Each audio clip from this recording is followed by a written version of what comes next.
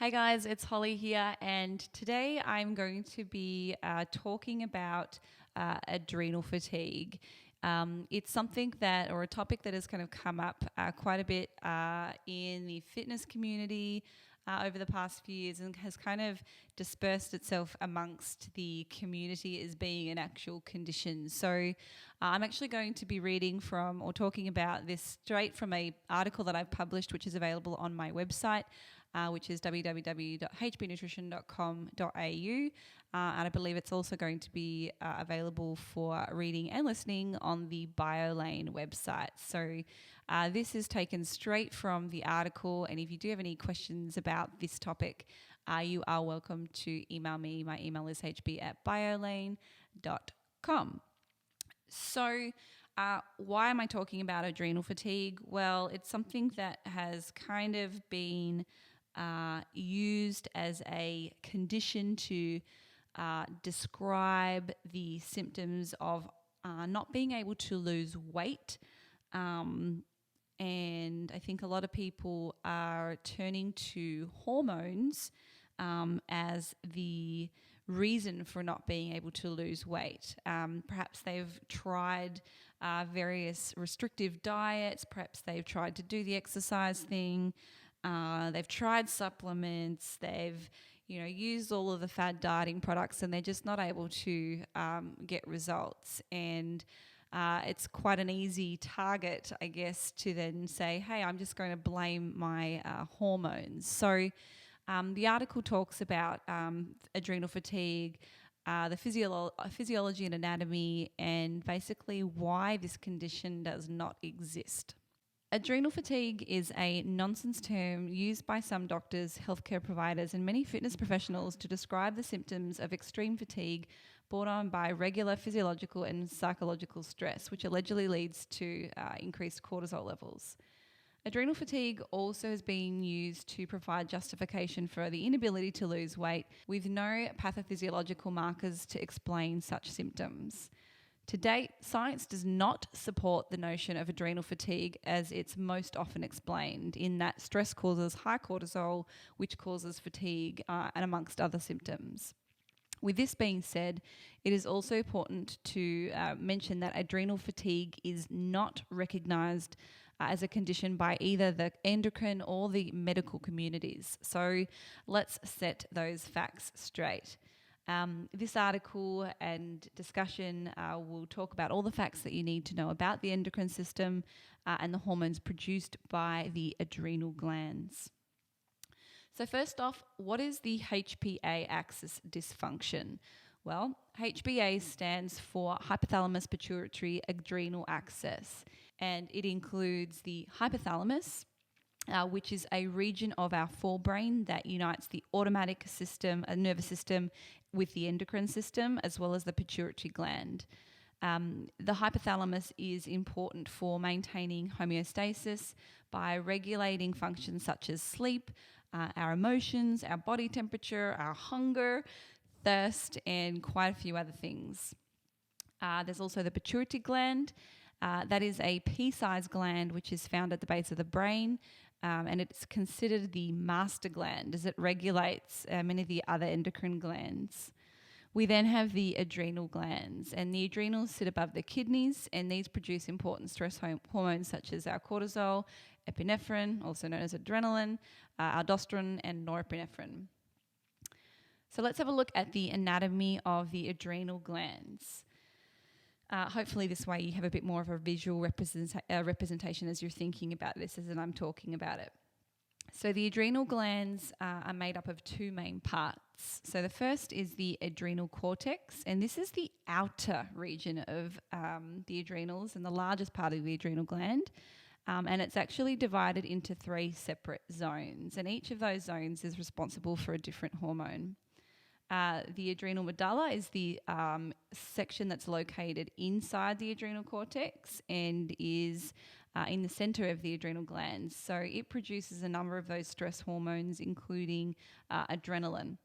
It also produces aldosterone, DHEA, and androgenic steroidism, as well as epinephrine and norepinephrine.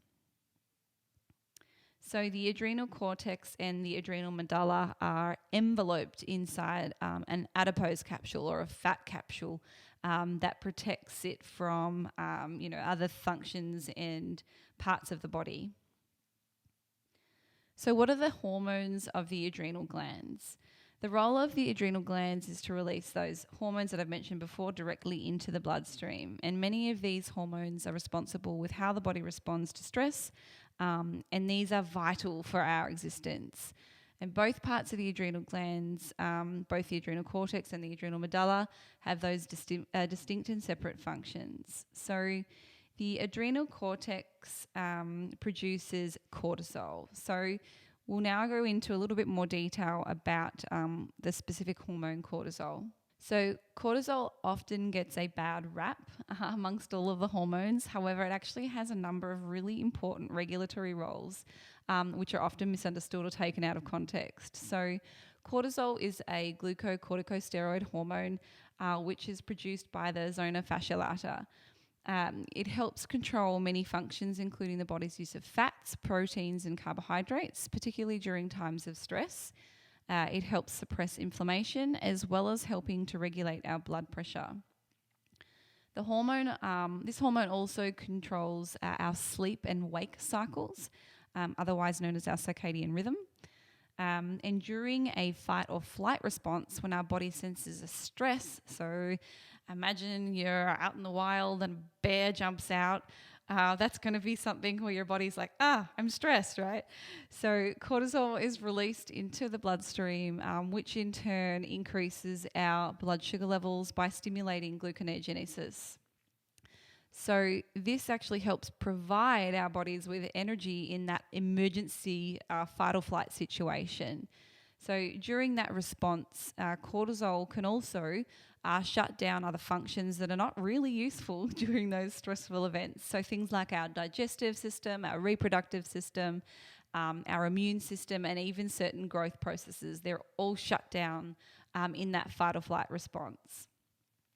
Now, if cortisol wasn't tightly regulated, these important processes would not take place during times of stress. And this demonstrates why it is very important for our cortisol levels to rise in these types of situations. So how do our adrenals work to produce cortisol? Well, there's actually a hierarchy of steps that need to take place in order for cortisol to be released. So I'll go through those with you now to help give you a visual understanding of what actually happens in that cascade of events. So the adrenal glands produce hormones in response to the signals from the pituitary gland in our brains, and that reacts to signaling from our hypothalamus, also located in the brain. And again, this is referred to as that HPA-Axis, or the hypothalamic pituitary adrenal axis. So as an example, for the adrenal gland to produce cortisol, the following cascade occurs. So first off, the hypothalamus produces corticotropin-releasing hormone, which is abbreviated as CRH. And that stimulates the pituitary gland to then secrete adrenocorticotropin hormone, which is abbreviated ACTH. Quite a mouthful, I know. Don't try and say it fast. So ACTH then stimulates the adrenal glands to make and release the cortisol hormones and be released into the blood. Now, in normal, healthy individuals, both the hypothalamus and the pituitary gland can sense whether the blood has an appropriate amount of circulating cortisol. So if there is too much or too little cortisol, the glands respectively change the amounts of CRH and ACTH that are released. And this is referred to as a negative feedback loop. So this is really comparable to the way that an air conditioner regulates the temperature out in our homes. So when the temperature exceeds the set room temperature, the air conditioner switches on and starts circulating cool air until it's back to the set temperature. If the temperature of the room gets too cool, the air conditioner switches off. So concentrations of cortisol in the body are regulated in a similar feedback manner. So you might be wondering what the normal ranges for cortisol are. Well, if you're reading the article, I have those listed right here for you. Now, cortisol levels are naturally elevated in the morning and they're much lower in the evenings. And again, these are tightly regulated. So in the morning, the reference ranges for adults are between 140 through to about 700. And then the PM or evening ranges are somewhere or anywhere from 0 through to about 275. And that's going to vary depending on the individual. So now I would like to talk to you about the disorders of the adrenal glands, or those that are actually recognised by the endocrine and medical community. So there are two common ways in which the adrenal glands cause health issues. And that's either by producing too much or too little of certain hormones, and that obviously leads to hormonal imbalances. These abnormalities of the adrenal function can be caused by various diseases of either the adrenal glands or the pituitary gland at the base of the brain. So we have two variations here, either too high or too little. So firstly, I will talk about overactive adrenal glands. So sometimes adrenal glands may develop nodules that can produce too much of certain adrenal hormones. So nodules that are typically 4 centimetres or larger, or that can be shown on certain imaging techniques, increase suspicion for malignancy. Now, that's cancerous. Both benign, so non-cancerous, and cancerous nodules can both still produce excessive amounts of certain hormones, including cortisol. And this is referred to as a functional nodule. Elevated cortisol levels caused by those nodules are referred to as a condition called Cushing's syndrome. Okay, so if you have reference ranges that are higher than the normal physiological ranges, then you would be described as having Cushing's syndrome. Some of the symptoms of Cushing's syndrome include rapid weight gain and fatty deposits in certain areas of the body, so in places such as the face, below the back of the neck, and this is often referred to as like a buffalo hump, as well as in the abdomen. Now, we don't have a great explanation as to why this phenomenon occurs. Perhaps it's to do with cortisol's role in lipolysis. Typically, you see cortisol increases the rate of lipolysis. So we have liberation of free fatty acids from our adipose tissue or our fat cells, and that increases the concentration of free fatty acids in our blood. However, when this is combined with a caloric surplus, as is often the case in people with high cortisol, because we know that stress can cause overeating for some, these free fatty acids aren't oxidized and they must be reesterified or restored back into our adipose tissues. So perhaps they're being preferentially restored in those specific sites. I'm not sure. This is my best guess based on the current literature. Some of the other symptoms of Cushing syndrome include fatigue, muscle weakness, easily bruised skin, high blood pressure, and diabetes. And elevated cortisol levels can also reduce bone formation, which can lead to long-term development of things like osteoporosis due to the decreased calcium absorption in the small intestine. So is there anything else that can cause elevated cortisol levels? Yes. Excess cortisol production can actually also be triggered by an overproduction of the adrenocorticotropin hormone, which is the abbreviation ACTH, by a benign tumour in our pituitary gland or a tumour anywhere else in the body for that matter. Another common cause of Cushing syndrome is excessive and prolonged consumption of external corticosteroids, so things like prednisone or dexamethasone, and these are commonly prescribed to treat various autoimmune or inflammatory diseases, so things like rheumatoid arthritis, lupus, inflammatory bowel disease, asthma, multiple sclerosis, just to name a few. So these exogenous forms of cortisol also stimulate our appetite, and that's one of the reasons why we often see people with the above-mentioned conditions also experiencing sudden weight gain when they start taking these corticosteroids. So what about somebody that is under constant stress? Well, as we have established, it's normal for our cortisol levels to rise and fall throughout the day. And this is called the diurnal variation. It's a natural occurrence. So even if you are under a high amount of stress, after a stress or a danger has passed, our cortisol levels should fall back to within the normal physiological ranges, along with things like our heart rate, blood pressure, and other body systems that are usually affected during a stressful response. Some of the symptoms of elevated cortisol also include things like anxiety and depression, headaches, memory and concentration problems, as well as problems with digestion, even trouble sleeping. And all of these things can indirectly affect our ability to lose weight. It's not direct effect. So, for example, some of the studies have even shown that even with one night of sleep disruption, which is often caused by stress, this can interfere with our hunger and appetite regulation and the production of those particular hormones, leptin and ghrelin. So in a situation where you might be trying to diet and lose weight, poor sleep and those accompanying changes in hunger hormone signaling may actually result in extra calories being consumed throughout the day. So dieting, irrespective of stress, has also been shown to result in sleep disruption due to the changes in our hunger hormone signaling. So it's easy to see the association with stress hormone cortisol and weight gain and how that came about, but it's not a direct causal relationship. It's rather an indirect relationship between cortisol and weight gain. So we've looked at overactive adrenal glands. What about the contrary, underactive adrenal glands or adrenal insufficiency? This is actually a very rare disorder. It can be caused by diseases of the adrenal glands themselves, which is known as a primary adrenal insufficiency.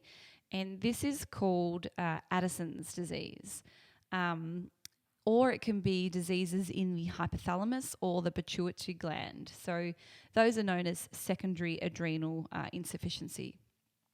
It's obviously the exact opposite to Cushing's, and it's characterized by low levels of circulating adrenal hormones.